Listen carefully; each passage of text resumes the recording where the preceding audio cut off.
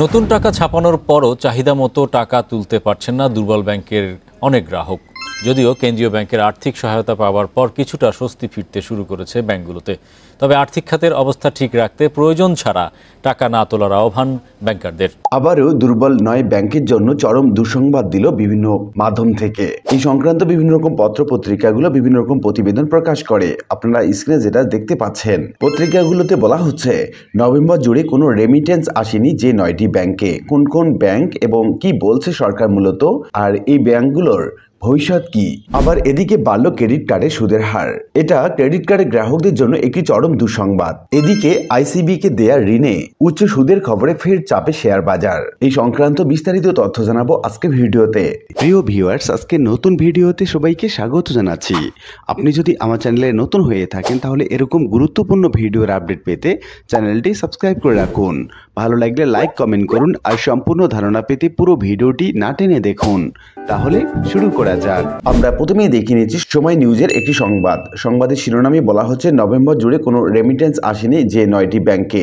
সদ্য বিদায়ী নভেম্বর মাসে 229 কোটি 95 লাখ মার্কিন ডলার রেমিটেন্স আসলেও দেশের 9টি ব্যাংকে আসেনি কোনো রেমিটেন্স, যার মধ্যে রয়েছে রাষ্ট্রীয় মালিকানাধীন ব্যাংকও। রোববার 1 ডিসেম্বর বাংলাদেশ ব্যাংকে হালনাগাদ প্রতিবেদন থেকে এই তথ্য জানা গেছে। এতে বলা হয় নভেম্বর মাসে কোনো রেমিটেন্স আসেনি এমন ব্যাংকের সংখ্যা 9টি। এর মধ্যে একটি রাষ্ট্রীয় মালিকানাধীন ব্যাংক, একটি বিশেষায়িত ব্যাংক, 4টি বেসরকারি ব্যাংক এবং 3টি বিদেশি ব্যাংক। এ সময় রাষ্ট্রীয় মালিকানাধীন বাংলাদেশ ডেভেলপমেন্ট ব্যাংক বা বিডিবিএল, বিশেষায়িত খাতের রাজশাহী কৃষি উন্নয়ন ব্যাংক বা রাকাব এবং বেসরকারি খাতের Community Bank Bangladesh PLC, Citizens Bank PLC, Padma Bank PLC, ICB Islami Bank কোনো রেমিটেন্স আসেনি। এছাড়া কোনো রেমিটেন্স আসেনি বিদেশি খাতের Habib Bank, National Bank of Pakistan and State Bank of ইন্ডিয়াতেও।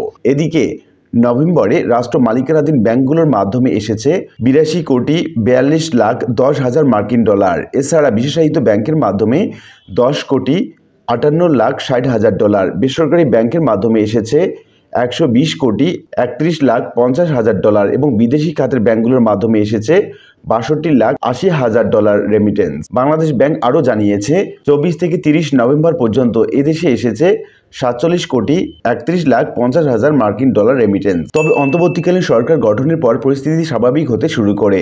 এর ধারাবাহিকতায় গত আগস্টে 222 কোটি 13 লাখ 20 হাজার মার্কিন ডলার রেমিটেন্স দেশে পাঠিয়েছে প্রবাসীরা। এছাড়া গত সেপ্টেম্বরে দেশে এসেছে চলতি অর্থ বছরের সর্বোচ্চ 240 কোটি 47 লাখ 90 হাজার ডলার রেমিটেন্স, আর অক্টোবরে এসেছে 239 কোটি 50 লাখ 80 হাজার মার্কিন ডলার। আবার এদিকে বাড়ল ক্রেডিট কার্ডের সুদের হার।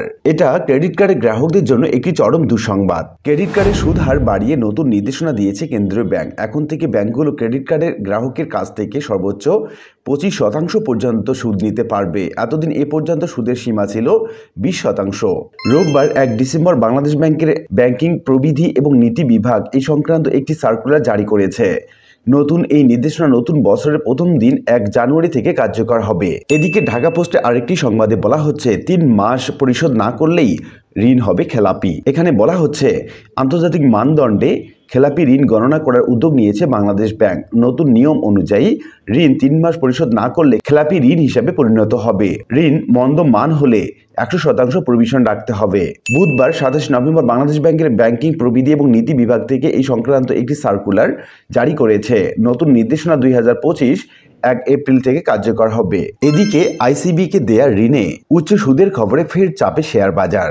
সরকারি গ্যারান্টির বিপরীতে বাংলাদেশ ব্যাংক রাষ্ট্রায়ত্ত প্রতিষ্ঠান ইনভেস্টমেন্ট কর্পোরেশন অব বাংলাদেশকে দেয়া 3000 কোটি টাকা ঋণ প্রদানের খবরে চাঙ্গা হয়েছিল শেয়ার বাজার। তবে প্রতিষ্ঠানটিকে দেয়া ঋণের উচ্চ সুদ নির্ধারণ করার খবরে ফের চাপে দেশের শেয়ার বাজার। শেয়ার বাজারে অব্যাহত পতন ঠেকাতে রাষ্ট্রীয় মালিকানাধীন বিনিয়োগ প্রতিষ্ঠান ইনভেস্টমেন্ট কর্পোরেশন অব বাংলাদেশকে গ্যারান্টির বিপরীতে 3000 কোটি টাকা ঋণ প্রদানে অনুমোদন দেয় বাংলাদেশ ব্যাংক।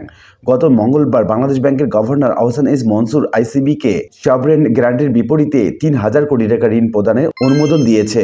আইসিবি কে দেয়া 3000 কোটি টাকা ঋণের জন্য 10% সুদ নির্ধারণের খবর শেয়ার বাজারে বিনিয়োগকারীদের মধ্যে ছড়িয়ে পড়ে। এতে বিনিয়োগকারীদের শেয়ার বাজারে বিনিয়োগের প্রতি আগ্রহ কমে যায়, যার কারণে এদিকে সূচকের উত্থানে শুরু হয় লেনদেন। কিছুক্ষণ পর সূচক পতনে নেমে যায় সূচক, আবার উত্থানে উঠে আসে।